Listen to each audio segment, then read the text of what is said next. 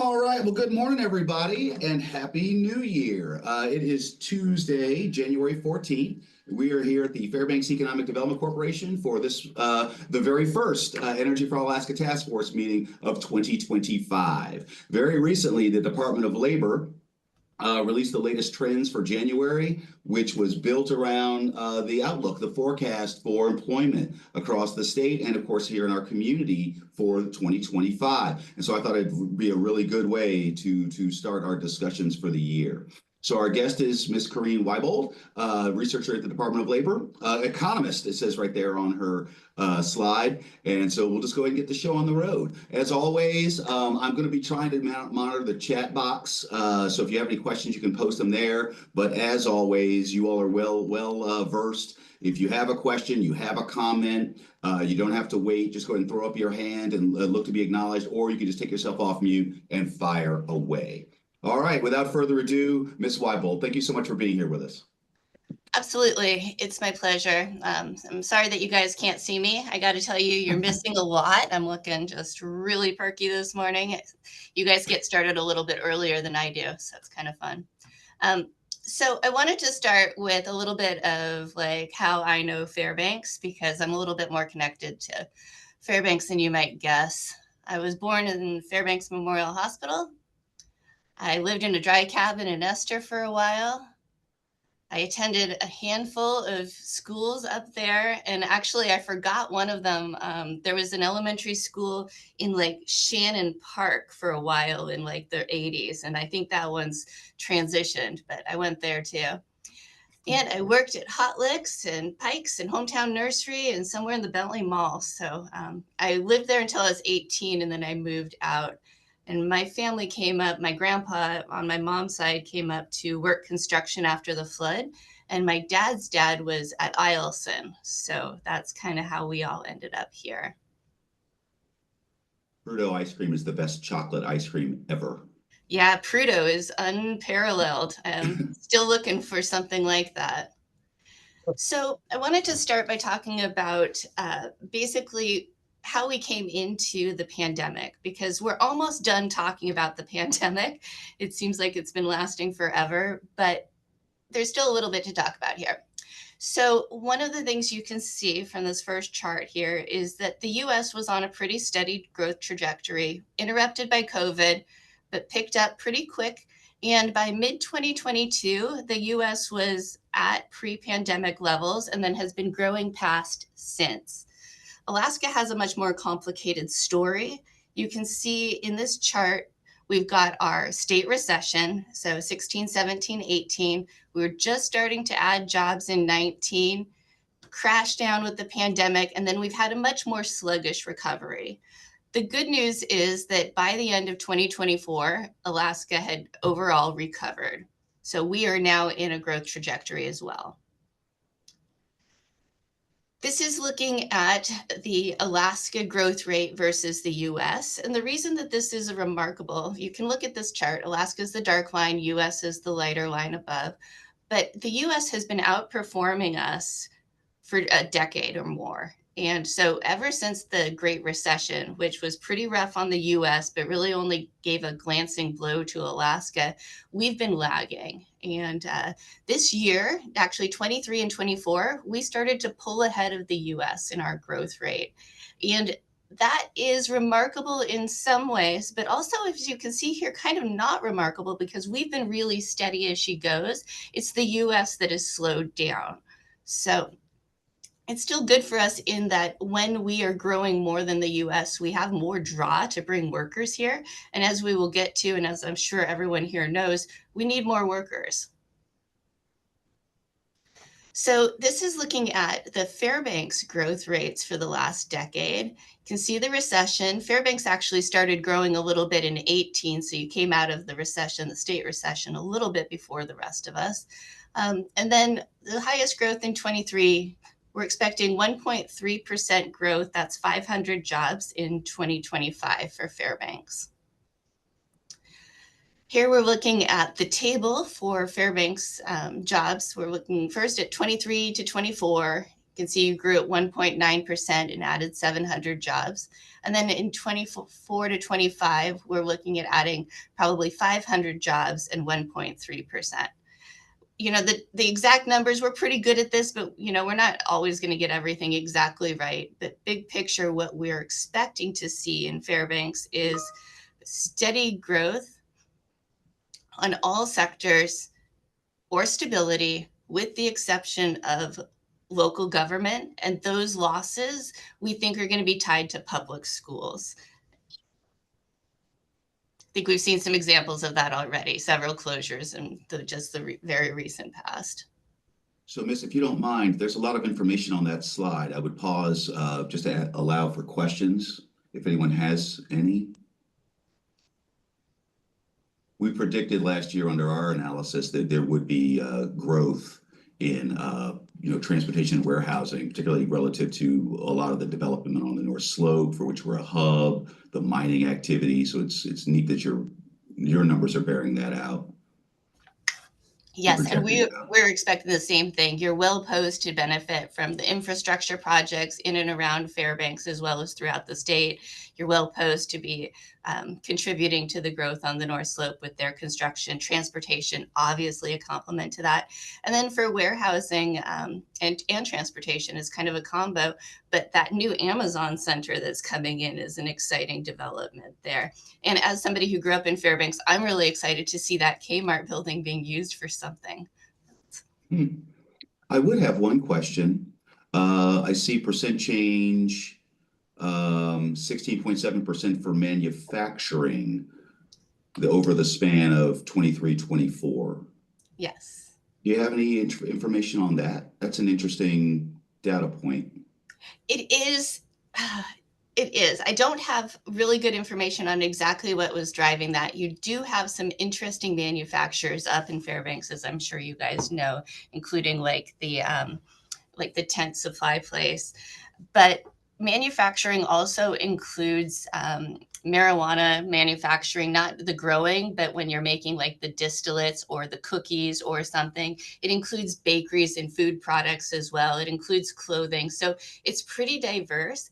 The other thing that's tricky here is because we round to 100, sometimes it looks like there's great leaps forward when in fact there is a very incremental change from the year before that maybe slides you from like 649 to 652, and then all of a sudden we look like we're growing. So I wouldn't put too much stock in like this sector is booming necessarily. Okay. If you have the opportunity to dive into the data a little bit more, on our website we have what's called the quarterly census of employment and wages data, and that gets as granular as we can for borough and census areas. So if we can break down manufacturing into like durable goods, non-durable goods, seafood processing for a lot of places, although I know that's not big in Fairbanks, then we can start to get a better look at what's driving that. And if you contacted me, I could probably do a little bit of a deep dive. And although we have to skirt around some confidentiality issues, I could probably direct you big picture into what like maybe is moving that. Okay. Thank you. And yes, I'll be following up. I have a meeting tomorrow with the contractor for the kickoff meeting who helped us with that annual analysis last year. So we'll be reaching out. Excellent. Yeah. QCW is just an unparalleled data source. So good. Thank you. So here I wanted to take a look at 2024 is still soft data. We only have about half the year in hard data and we have half the year in estimates, but we updated our estimates with the best data that we had available. And what it looks like is when we compare 24 to 2019, so just before the pandemic, we have growth in a handful of sectors and we still have losses in a handful of sectors. And it's actually fairly even as far as like how many are winning and losing, if you will. But the scope obviously is fairly different. In 2024, Fairbanks finished up the year about 100 over pre-pandemic levels. So you too have recovered just like the state. Healthcare is growing nicely. Other services, which is really quite a catch-all, but it includes like all personal care services and like vehicle repair, that kind of a thing, that all fall under there. Construction, those all had pretty strong growth. And mining and logging, that one was up 100, and some of that has to do with like having the Mancho mine ore being trucked up there and what that's having to do, how that's contributing to the employment there. Still losses in information, financial activities, and reasonable losses in retail trade. Those three are following like a decade-long statewide trajectory of losses. So that's not something new, unexpected, or particular to you. A lot of that has to do with changing ways of doing business. So you think about how, you're not really going to the bank anymore. You can do it all on your phone. A lot of us are getting even like mortgage services online as opposed to necessarily at a local bank. Retail trade, some of that has to do with the trade-off of going a little bit more e-commerce in the last handful of years, but it also has to do with a stagnant and sometimes declining population. So really, in order to have retail growth, something needs to be changing, and usually that's more people needing more stuff. Leisure and hospitality is still down a little bit, and that one is interesting because statewide, the numbers of tourists, at least coming in via cruise ships, has really stabilized. But I know that they're still having a little bit of a trouble getting into the interior. And this last year, with some of the problems that Denali had, I think maybe there's like a little bit less of a pull up there. But the other thing that I think is going on, and I'd really like to do this, like tracking some particular worker data, is I think that leisure and hospitality is a sector that is kind of giving up workers to the growth sectors. So when you see like it, basically there's a lot of opportunity for jobs and changing and higher wages. So I think people are exiting that industry and moving somewhere more profitable. So two kind of pressures on it. Honestly, I'm a little bit surprised to see that transportation, warehousing, and utilities is still in the hole. Ms. Smart, you came off mute for a moment. Yeah, just going back to the tourism and hospitality. I know we're looking at the workforce itself a bit here. How much are some of like the military training exercises captured in the tourism, or is that not captured there at all? Is it captured elsewhere? That's an interesting question. In our worker data, the military themselves are not counted in our jobs data because those aren't jobs that are available in the community. Population-wise, we count them, but the jobs are not. The way that the military training exercises would be captured in this data is if those folks coming up there are staying in hotels, so they need hotel workers, eating out, juicing the restaurant market, that kind of a thing. So it would be the spillover from their activity that could possibly be increasing employment at least a teeny tiny bit. Okay, thanks.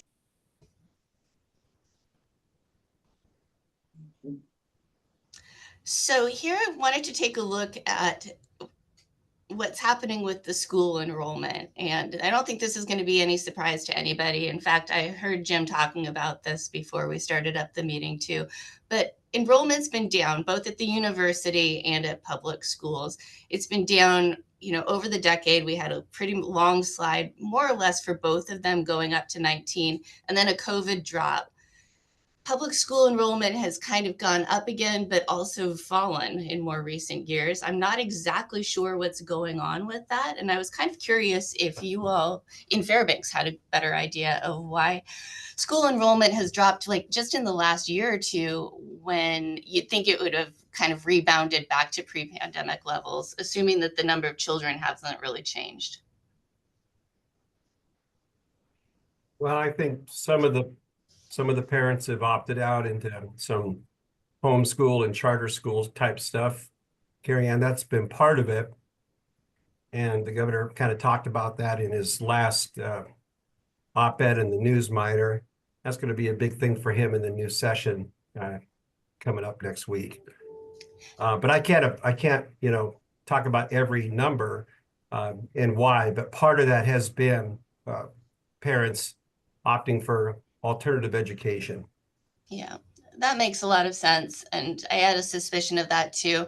I'm still kind of getting a feel for how charter schools and homeschool falls into those numbers, because to some degree they should still be captured in enrollment numbers, I would think, because those schools are part of the school district.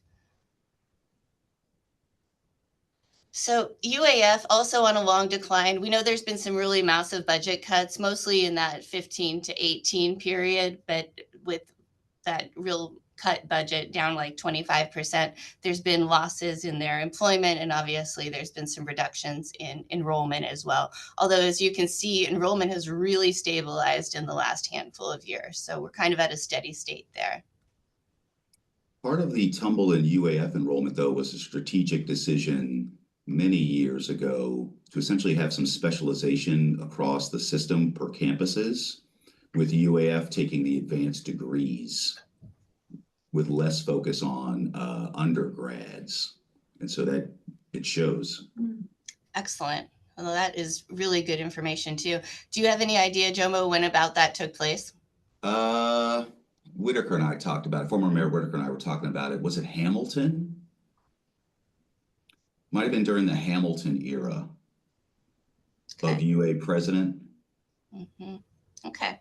Yeah, and we warned him that we thought that was a bad strategic move, because from a legislative perspective, they would have a tendency to focus on metrics like cost per educating an undergrad, which would obviously be skewed if you're taking fewer undergrads.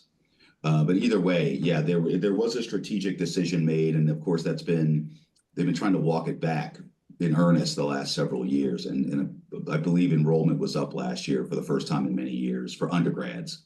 Oh, excellent. I know that they had a master's degree program in economics that's been phased out in the last year or two, a couple of years, and they're just kind of getting the last couple of kids out of the pipeline for that, but that one's going to be over. Yeah, right when I need it most, right? I know. We are going to talk about the worker shortage in a minute, but not only is it real, but it's been affecting me too. And I am having a real struggle hiring economists, and my favorite economists are ones that have lived and worked in the communities that they're representing, because then you really know what you're talking about, and it really helps. So tried to hire a guy from Texas last year, and that was a real bomb. He made it to January, and then he said he wanted to go home.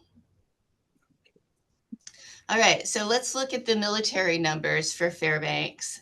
As you can see, pretty steady state for quite a while, but Eielson obviously is showing up in there. So a lot of that boost in the last couple of years is Eielson. This last year, still the numbers are pretty tentative in 2024. So it looks like they're up quite a bit.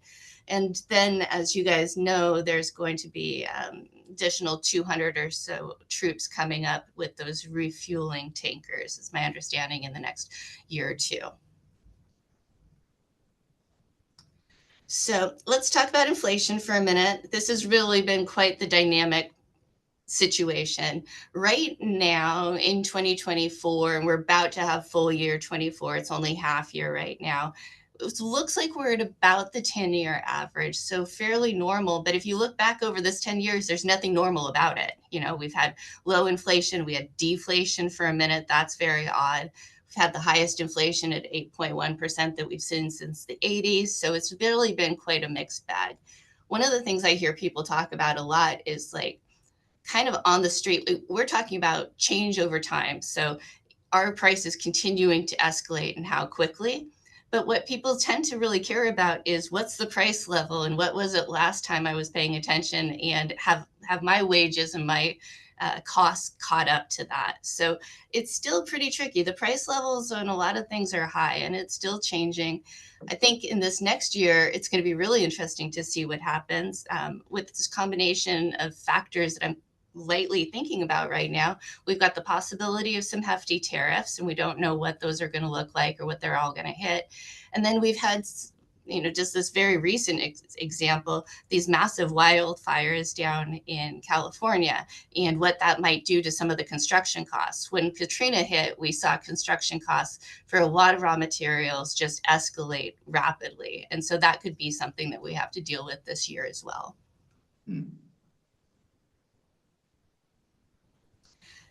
So another thing that we're kind of fighting against when we're talking about filling jobs and finding workers is that we have a low unemployment rate right now.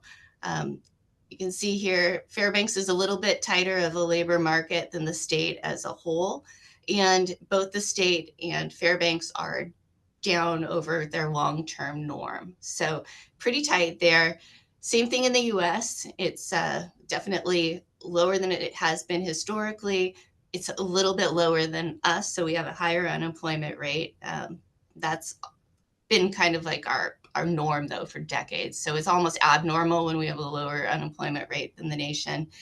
And for all of us, it has been ticking up lately in the last year or so. It's a little higher than it had been, but we're still very tight.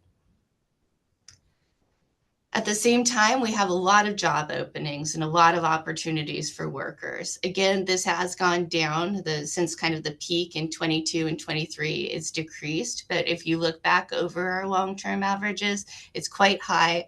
And Alaska is got more opportunities for our size than the US in general. So it's kind of a rough way to look at this, but we have in Alaska about 0.7 unemployed persons per job opening. Nationally, it's about 0.9 unemployed persons per job opening, so a little bit looser, a little closer to a match. But also in some ways, it doesn't really matter because without a lot of movement and friction, there's no guarantee that the jobs that are available are going to meet the skill set and the needs of the workers available. So there's still a lot of things in flux. But when you look at it, 10,000 foot view, very macroeconomically, we are in a tight labor market, both with openings and with available workers. So why is that? There's so many reasons, but one of them is labor force participation. Labor force participation is basically people who are either working or looking for work as a percent of the population over 16. What's interesting about this is that there is a lower bound, but there is not an upper bound. So when we have an aging population like we do in the US, but we definitely do here in Alaska, there's more people who are moving into retirement age, and that reflects in a lower labor force participation rate. The data is a little bit softer in Alaska because it's survey-based, but we appear to be back at our pre-pandemic levels as far as labor force participation rate. So there are not people sitting on the sidelines who have opted out of working at this point. Everybody's pretty much back like they used to be. Nationally, it's still quite a bit lower than it had been. But what's interesting for this is that when you look at the subpopulations, they are all at or above their pre-pandemic levels. And for women's labor force participation, it's at the highest record level yet. But it's the seniors who exited in maybe retirement or even early retirement in the acute pandemic era, and they're not coming back. And that's a pretty sticky situation. When people retire, they do not generally come back to the labor force if they don't have to. And right now, there's a lot of reasons why people don't have to. Housing prices have really escalated, so people's biggest assets are kind of fat right now and looking good. Then the stock market has done really well in the last handful of years, so people's retirement funds are looking good. Two reasons to kind of continue to keep people out of the labor force. Of course, that's always a little bit squishy, and there is the possibility of attracting older workers back, but it's harder. You're going to have to work harder to get them. How does self-employment play into this? That's a great question. For labor force participation here, it counts. If you say that you're working, even if you say you are earning money walking the neighbor's dog, that is a job and you are employed in this data set. In our data set, you need to be working for an employer who's paying into unemployment insurance in order to be captured, which we estimate is about 95, 96% of employment. But there is that self-employment piece that is missing. And that honestly can be really hard to pin down. But in the labor force participation data that comes from the American Community Survey, the current population survey that's done through the census for the Bureau of Labor Statistics, and those people are counted. And they're really careful in how they walk through this with the people who have been selected to participate in the survey. They participate in the survey for a period of time, so it's not just a once and done call. They keep them in for a panel, basically. And instead of saying, "Are you working?" they ask a lot of roundabout questions like, "Did you do anything in the last week for pay or profit?" And, they just kind of try and walk around so people don't fall into some kind of constrained thinkings about what is a job. Babysitting is a job if you're getting paid for it. Does that Thank you. help? Yes. Excellent. I know I tend to get interested in this stuff and kind of blow through, but I am so happy when we stop for questions and conversations. So let's keep Well, that. part of the reason I asked was, of course, coming out of the pandemic, there was a lot of talk about, again, we couldn't find workers, people just won't work. And I happened to go down to a meeting in Anchorage that was a bunch of entrepreneurs, people who had been working other jobs for somebody else, who coming out of the pandemic decided to give it a go to start their own business. Yeah. And that's different than people are just lazy and don't want to work. They just don't want to work for you anymore. Super important distinction for sure. And we saw a lot of new business creation in that first 2 years, 2020, 21, 22. It was really kind of interesting because in some ways you think that would be a period of real contraction and everybody would be acting real conservatively. But like you said, there were people who really branched out. And I think that was a combination of maybe not wanting to deal with some of the restrictions that were around more traditional employment, but also the fact that we had a fair number of stimuluses that were making people feel a lot safer economically than they had been before. I have a thought, if you don't mind. No. Jim, go. Right when the pandemic hit, of course, I was still at the city, but I had my youngest twins at home, and they were freshmen that year.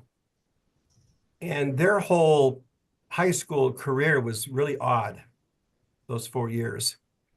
So their entire freshman year was Zoom, the entire year.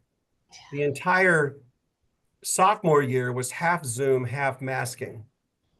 And I was watching this really close because I was still at the city. So I was leading the city and I was just watching the twins and what they were getting out. And one of the things I had to do was during that freshman year, which is a pretty vital year, because you're really coming into some maturity there, and not being around other people all day, I think really affects people, especially kids. So I had to keep them enthusiastic, if that makes sense, about working. Because some of the kids and I watched some of their Zoom, some of the kids just didn't even roll out of bed. They just turned on their Zoom and went on with their studies. And I think it sucks some of the life out of some of the kids. That's just my opinion. I'm not saying this contributes to these numbers. It's just an observation that I wanted to throw out there because I was watching my two youngest twins. So it was up to me as a parent to be even more involved than I was. Get them out of bed, get them a breakfast, have them sign in, don't roll over in their bed and turn everything on. Yeah. And they were missing out on the ride to school. They were missing out on the bus ride to school. It's just an observation that I watched. I really had to hammer on them. Hey guys, let's work for a job. And then you were limiting with what was going on around the city here in town, who was hiring, who was limiting their hours, who wasn't hiring at all, who was cutting back their hours, who was taking time off and closing down. I think that made a huge impact. At least it did in my own family when I watched the twins, watched their psyche, and watched their attitudes get lazy. I hate to use that word, but that's what they were doing. So I really had to hammer on them. Does that make sense to anybody listening? Makes sense to me. I mean, I think by sitting at home that whole freshman year, while parents had to work and swim through the pandemic, I think it hurt the workforce. I think undoubtedly it hurt the workforce. So I had to really hammer on them. Hey, you still got to think about working. We got to get you an income. Here we go.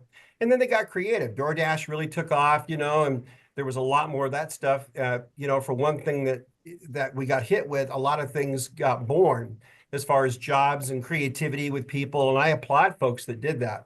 I'm just giving an observation as a parent, an older parent who still had kids in high school right when it hit. I just thought it was interesting to watch. Anyway, that's what I wanted to add. Thank you. No, I think you're really right there, Jim. And it was really rough on kids. I think it was a difficult transition for a lot of adults who needed to move into working remotely too. And then that transition from remote work back into the office has been not without friction as well. So yeah, a lot of tumult there. What's interesting about it though, Jim, is that the labor force participation for young people, it's always been real low. They are not working like working age adults, older folks are, but it is actually back where it had been before the pandemic. So big picture, I think in like the first couple of years, there was definitely a drop in youth unemployment or youth labor force participation, Yep. but that has rebounded, at least nationally. I don't trust our state numbers quite as well. So we have some squishiness there. Yeah, no, I appreciate that. And thank you. I just think the first year, 2 years, even into the third year, really kind of threw us all for a loop. Just my observation as far as watching someone go through it. I was watching both of them go through it. And since they're identical twins, I didn't know how they reach, dealing with it. That's all. Hey, get out of bed. Hey, turn on your computer. Hey, let's make it fun. It was tough to do every day for a whole My kids are just the opposite, Jim. I can't keep them from working. I'm like, have a youth. Yeah. You don't need the money. Well, they work now. They work a lot now. I give them kudos. All 6 of my kids work, even if it's something, like door dashing, with their cars. I mean, they got to keep moving. You don't want to get stagnant. Hey, Ms. Wiebold, we do have we have a question in the chat box. It says, how is the new technology in emerging industries like space industry reflected in the current labor stats? It says, I know one local business with AI for business as its focus. UF has esports now, which might lead to game developers. Yeah, that's what he means by new technology. Okay. Or is that something for further along the presentation? No, this is all good stuff. I don't have any good information about how kind of emerging space technology is affecting Alaska, with the exception of the fact that we are aware that there is like rocket launching in Kodiak. So there's some employment around that. There's the folks up at Clear that are definitely doing some space related things. So there's that. But is it moving the needle in Alaska at all? No, absolutely not. Same thing with kind of grow your own game creators or tech types. There certainly are a lot of those, but they're not necessarily in Alaska. And that is something that is really interesting because, especially as we expand our broadband capabilities and we start to, I think, environmentally look really good as things get trickier down in the lower 48, I think people are going to see Alaska as a pretty neat place to live if we can court people to come up here when they have mobile jobs, basically. During the very first couple of years of the pandemic, we did see programmer types show up, but they were coming up from the lower 48. So all of a sudden in our data, we'd see like one programmer for Reddit, and we're like, is Reddit here now? No, there was a guy who was working remotely in Anchorage for a while, and so we did see a lot of that show up.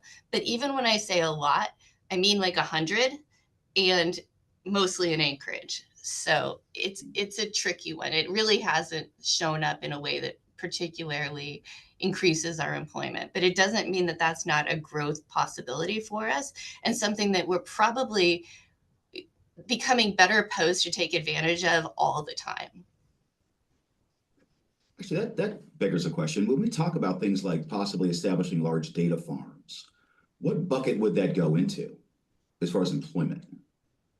Okay, yeah, let's think about that. A large data farm would probably be under information and that has been declining for quite a while. But information is this real interesting mixed bag of like radio, TV, print media, but also telecom carriers. And that's pretty much the biggest employers are the telecom companies. And they've also shifted quite a bit in the last handful of years. So probably fall under that. Again, though, with the data farms, like it would be an interesting one because there'd be some construction component to it for a while, unless they were able to take advantage of some of our existing big box type stores or such. Utilities, there would probably be some spillover into the utilities sector because they use a tremendous amount of energy. You know, Fairbanks isn't very well posed for that because of your utility sources. It's a lot more economical in a place that has like pretty cheap hydroelectricity, much more like Juneau. You have a great advantage in the land availability and your winter cooling possibilities, but you know, it gets hot there in the summer too. So it's a mixed bag for you, honestly. But again, our utility rates, particularly electric, are quite high. Yeah. And that would be quite the barrier for them for sure. Okay, thank you. Yeah. Thank you, Jomo, for facilitating chat questions. I appreciate that. You're welcome. Okay.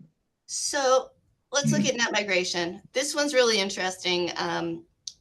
We've had an issue statewide. We have an issue in pretty much every community. The only community that hasn't had pretty significant negative net migration is Mat-Su. And Mat-Su is kind of getting their population from most of us. Most people don't move from the lower 48 to Mat-Su. They're getting a whole lot of Alaskans who move around. So there's a couple things here. One, long-term negative net migration, pretty obvious here. You can see the effects of Eielson that really tampered the losses and encouraged growth in 2020 and 2021. This 2024 number is much reduced from the losses that we've seen over time. And it's really interesting. We've been diving into this a little bit with the demographers, and what it looks like is happening there is that nationally there's been an influx of migrants, and those have been allocated to states. So those are not all necessarily our people, but the census has given us credit for some of those folks. So it's kind of a mixed bag. We're not 100% sure how those numbers are really looking for us this year, but it looks like our losses have tapered quite a lot.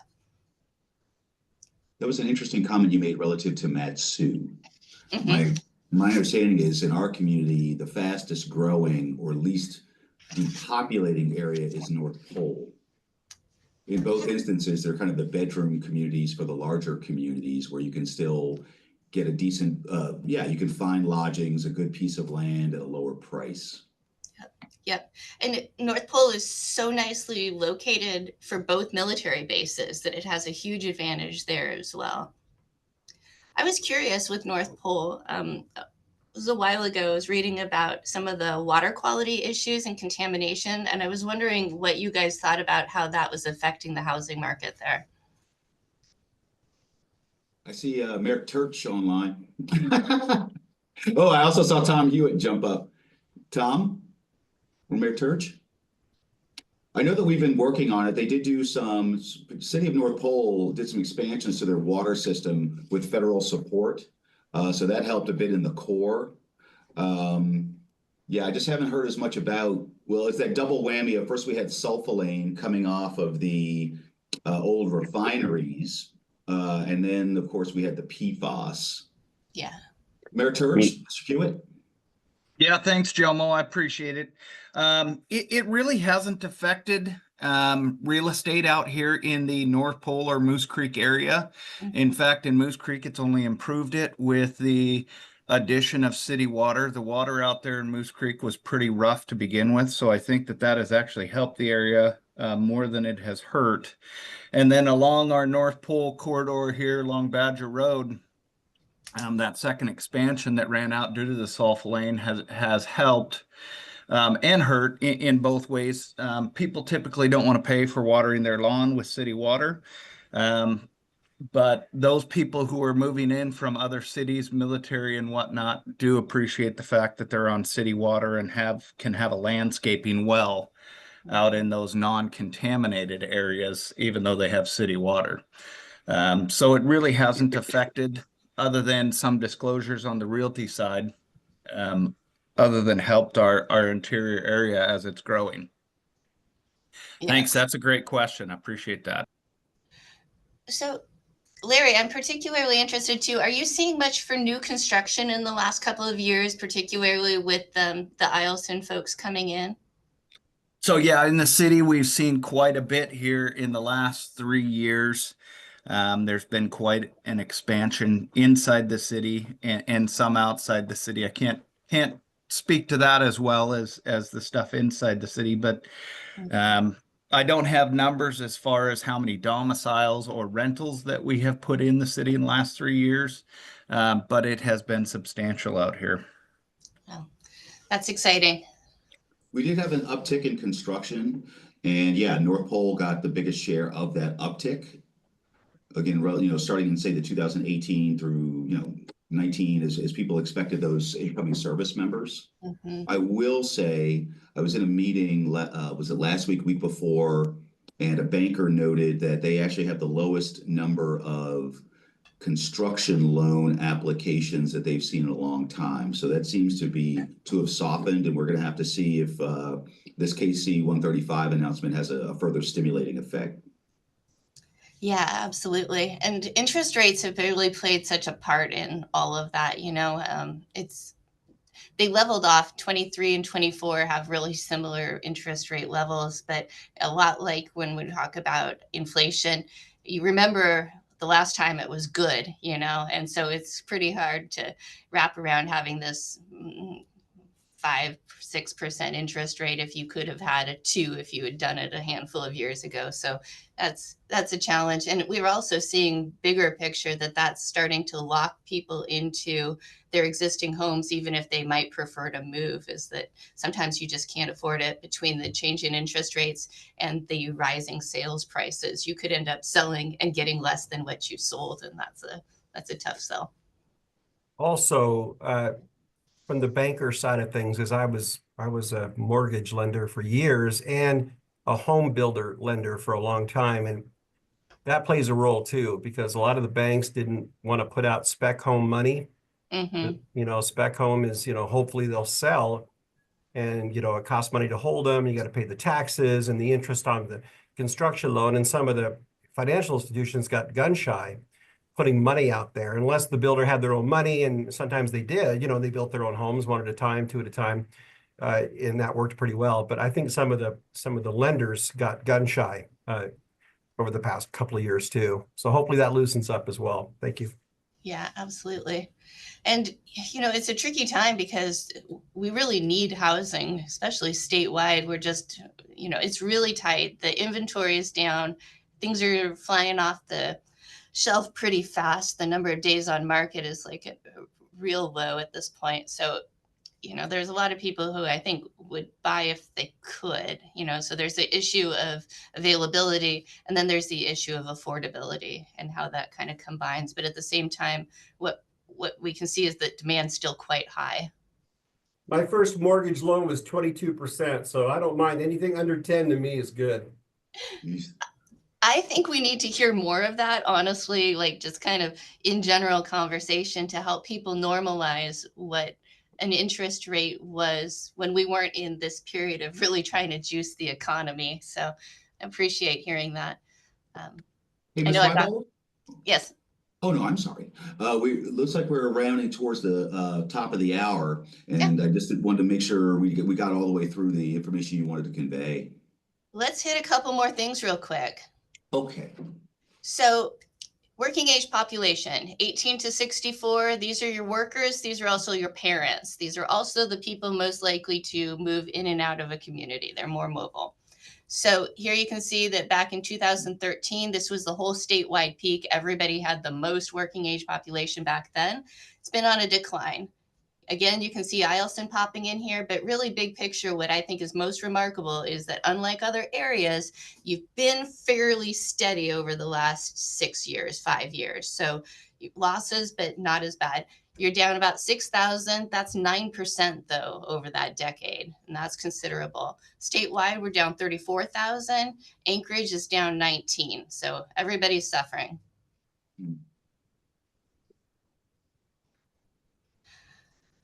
Last thing I think I wanted to hit on here is we've got our newest report coming out in just a couple of weeks on worker residency. And so we're looking at the industries and the areas and the occupations where we hire more or less non-residents. And that's important in Fairbanks for your mining workers, your oil and gas workers that are moving up to the, or we'll just say mining workers. Construction workers tend to have about 20% from out of state. And leisure and hospitality also real high. So those are kind of like where, when you're thinking about how are we going to fill this workforce, a lot of it has always come from out of state labor, and that's not unusual. What's unusual is last year in 23, well, in 22, that's the last year we have data, it was the highest rate of non-resident workers that we've seen in several decades. But at the same time, that was like from 21% to 22%. So it didn't break the, you know, the scale. It's just higher. And at this point, we're looking at releasing the 24 data, or 23 data, sorry. And that again is going to show an increase in non-resident workforce. And that is it for me. I would like to encourage everyone to sign up for Alaska Economic Trends, because this is where you can get all of our very best data and deep dives into different industries and occupations and situations and population trends, that housing information, but things that we really want to help get out to the public in a timely manner. Outstanding. Actually, Ms. Wiebold, may I ask you to go back to the last slide one moment? Yep. Talk about the Alaska-US wage gap. Oh, I would love to. This is pretty interesting. This one is looking at hourly wages, and the data is a little old. I haven't been able to update this, but basically back in 2010, you could make maybe about an extra 15% working in Alaska. That's down to maybe 9% in 2021. As far as we can tell, that is continuing to fall. And if you were to push that information back to like the 80s, you could have been making almost double in Alaska compared to what you were making in the US. So back when we really attracted people and we had a lot of activity, we were paying really well, and we're not now. So when we're talking about like, how are we going to attract people to come to Alaska, particularly when unemployment rates are low in the US and they have a lot of job openings too, wages are not really doing it. And that's going to put some wage pressure on us, or we're not going to be able to attract workers at the rate that we would like to. So that's kind of what it looks like. This one is looking at hourly wages. We've looked at personal income. We've looked at household income. They're all following the same trends, which is that we do not have the premium that we used to. And unfortunately, here in Fairbanks, we do have considerably higher operating costs. Yep. Yep. Yep.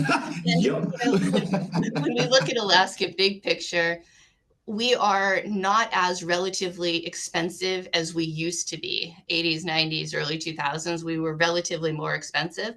But when you look at levels, we're not getting cheaper. It's just that other places are getting more expensive. So, mixed bag there, you know. Okay, I'm glad I asked. All right, well, we are at the bottom of the slide deck, nearing the top of the hour. I would open up the floor to questions and comments. As always, the reminder, this is for your benefit. Oh, I see Jim's the only one who's come off of mute. Well, you may begin, Mr. Mayor.